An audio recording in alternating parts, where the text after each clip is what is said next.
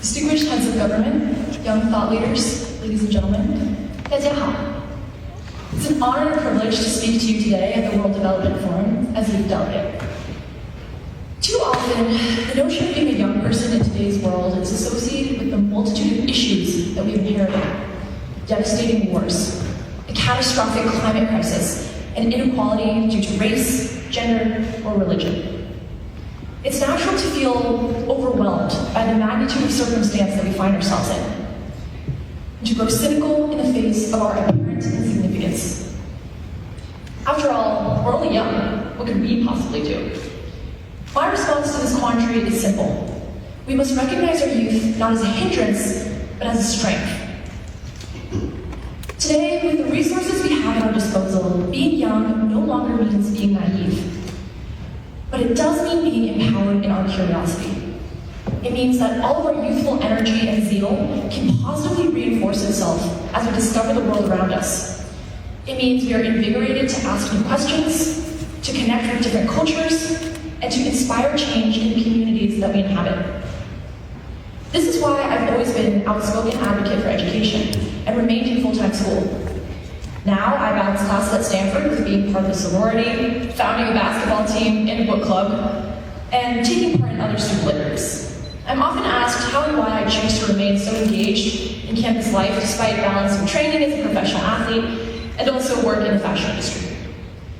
The truth is that breathing through the backstage butterflies of a fashion show, attending worldview expanding, literally, astrophysics lectures, and performing double corks on skis all in the same week broadens my perspective and allows me to wield a diverse array of experience when it comes to confronting new situations. The truly exciting part of this is that as students, young people get to experience the very same phenomenon right on their own campus, in their own microcosms.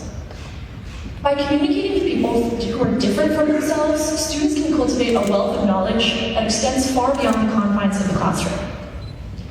One particularly valuable skill that I've learned and have come to treasure in the process of campus learning is that which I call critical curiosity.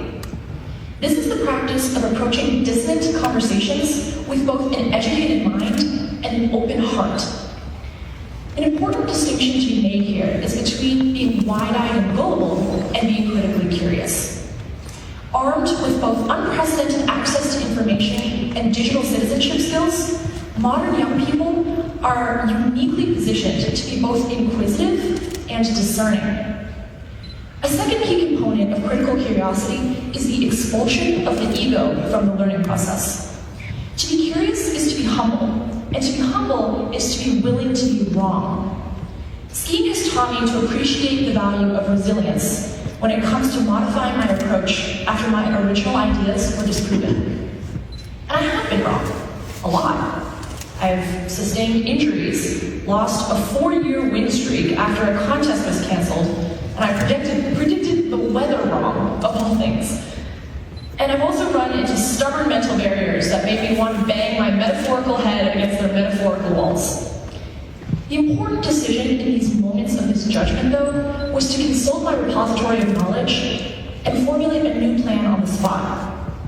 Being wrong does not make me a bad skier, but it does make me human.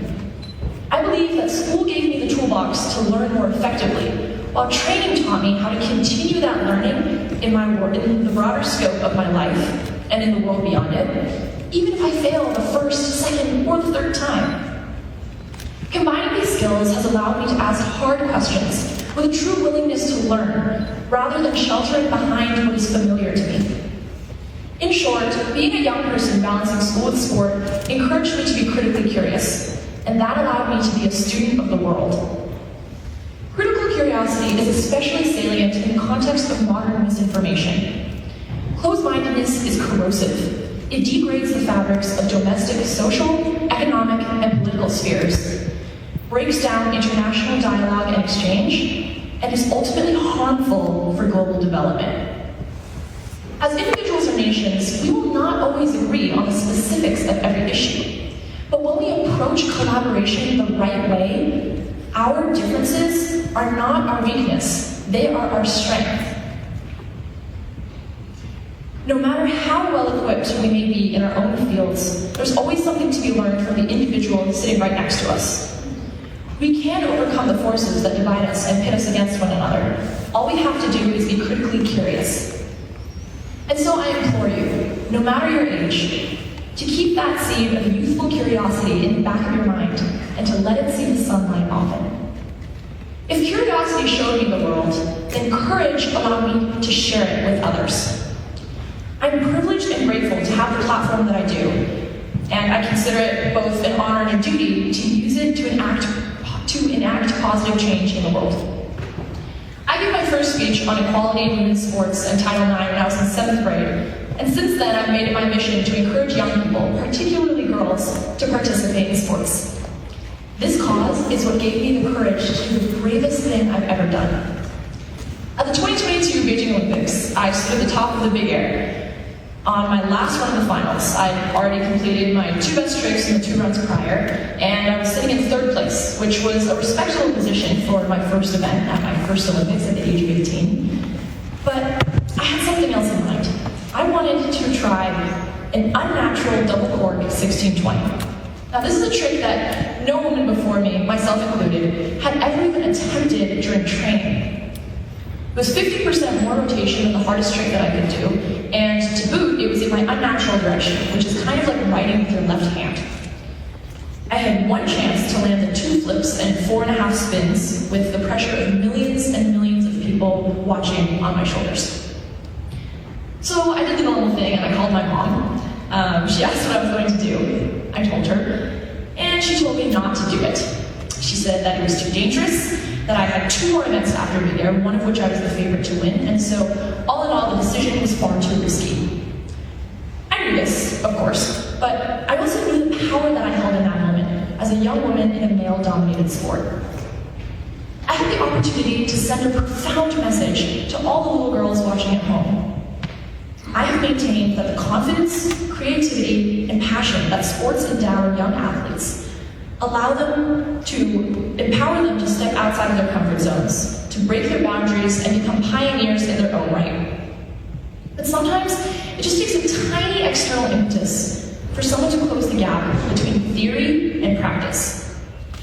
This is where representation comes in. I knew that in that moment, it was my turn to practice what I preached and to demonstrate that I was a young woman just like them, and that if I could be unafraid to try, then they could too. The most important decision is the one to believe in yourself. To choose to believe that things are only impossible until they're done, and that there is no one better than you to step up to the challenge. What followed was the most intense flow state of my life, culminating in my 2 feet on the ground and the realization that my life would never be the same. Now, over 346 million people in China have started snow sports, and I feel more proud and more confident using my voice as a force for good every day. A curious and empowered young person who has both the skills and the vision to share a message is a formidable force, and I encourage all you do to speak proudly. We do not have to wait until we are older to change the world. We can do it right now, aided by the qualities that are native and familiar to us. As I've illustrated, meaningful impact is not limited to words. We can achieve cultural communication and connection through various other human avenues, such as sports, art, music, food, or fashion. World development means uplifting others, and so to the young leaders in this room, I hope that you will join me in doing our part to make the world a better place in our own way. 我们一起加油，非常感谢，谢谢大家。